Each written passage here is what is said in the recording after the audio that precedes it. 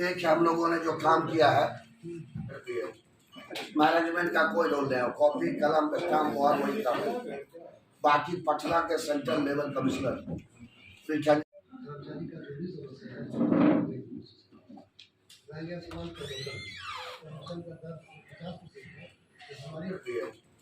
Management का कोई role नहीं है, कॉपी कलम स्टाम्प और वही काम है।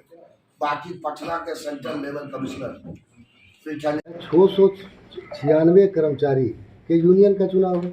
696 कर्मचारी इसमें पार्टिसिपेट करेंगे। अब इसकी क्या इतनी ज़्यादा महत्व है कि आप केंद्र के मंत्री, राज्य के उप मुख्यमंत्री और बहुत सारे बीजेपी के लीडर, भारतीय मजदूर संघ के पूरे भारत के लीडर इस पे इन्वॉल्व हो रहे हैं। आप लोग देख रहे हैं मात्र 696 कर्मचारी में इतने बड़े बड़े मंत्री को आने की ज़रूरत क्या पड़ गई।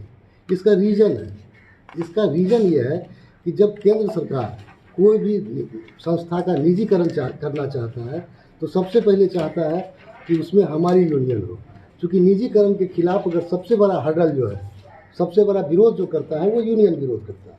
तो वो केंद्र सरकार चाहती है कि मेरा पोपट यूनियन यहाँ पे काम करे, और वो जब पोपट यूनियन रहेगा तो इसकी निजीकरण करने में हमको आसानी होगी। जिस तरीके के सारे मंत्री इसमें शामिल हो रहे हैं, लग रहे हैं, हमको लगता है कि इनका प्लान ये है कि इसका निजीकरण करें। इसलिए इस निजीकरण के खिलाफ भी बरौनी रिफाइनरी के एक एक मतदाता जो यहाँ के कर्मचारी हैं एकजुट हो गए हैं। और आपको देखिएगा कि 26 तारीख को 8 बजे के आसपास रिजल्ट आएगा, और ये रिजल्ट निजीकरण के खिलाफ होगा, ये रिजल्ट बांटने वाली शक्तियों के खिलाफ होगा, ये रिजल्ट मजदूरों की एकता के साथ होगा। 96 कर्मचारी के यूनियन का चुनाव है। 696 कर्मचारी इसमें पार्टिसिपेट करेंगे। अब इसकी क्या इतनी ज़्यादा महत्व है कि आप केंद्र के मंत्री, राज्य के उप मुख्यमंत्री और बहुत सारे बीजेपी के लीडर, भारतीय मजदूर संघ के पूरे भारत के लीडर इस पे इन्वॉल्व हो रहे हैं। आप लोग देख रहे हैं मात्र 696 कर्मचारी में इतने बड़े बड़े मंत्री को आने की ज़रूरत क्या पड़ गई। इसका रीज़न ये है कि जब केंद्र सरकार कोई भी संस्था का निजीकरण करना चाहता है तो सबसे पहले चाहता है कि उसमें हमारी यूनियन हो। क्योंकि निजीकरण के खिलाफ अगर सबसे बड़ा हर्डल जो है, सबसे बड़ा विरोध जो करता है वो यूनियन विरोध करता है।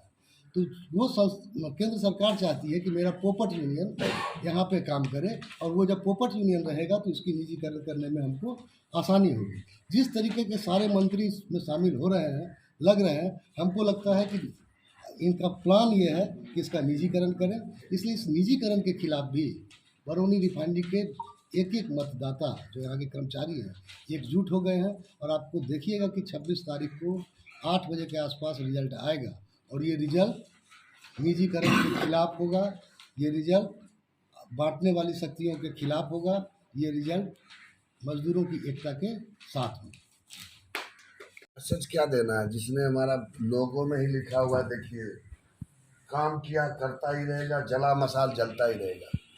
हम लोग अपने काम के आधार पे वोट मांग रहे हैं, और हम लोगों ने एम्प्लॉय के लिए 365 24/7 काम किया है। न कोई क्षेत्रवाद किया है, न कोई धर्मवाद किया है, न कोई जातवाद किया है। ये मिनी इंडिया है, और पूरे मिनी इंडिया को यूनाइटेड करके रखना। आप लोग भी लोकल ही पत्रकार हैं। इस 9 साल के अंदर एक घटना बताइए किसी के साथ इस कैंपस में, या किसी एम्प्लॉय के साथ कोई दुख। हम लोग हर एक दुख और सुख में साथ रहे हैं, दुख में तो पक्का ही साथ रहे। इसलिए हमारे एम्प्लॉय का हमारा समर्थन पूरा है। हमारा नारा है बी यूनाइटेड। ये डिवाइड एंड रूल पॉलिसी नहीं चलेगा कि जात के नाम पे बढ़ जाओ, क्षेत्र के नाम पे बढ़ जाओ।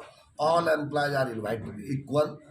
कैंपस के अंदर आगे उनका आई कार्ड मिल गया, ऑल आर बरौनियन। कोई एससी नहीं है, कोई एसटी नहीं है, कोई ओबीसी नहीं है, कोई जनरल नहीं है, कोई यूपी वाले ने है, कोई बिहार वाले ने है, कोई झारखंड वाले ने है। सब हम लोग एक साथ है, और हम इंडियन ऑयल के कर्मचारी है।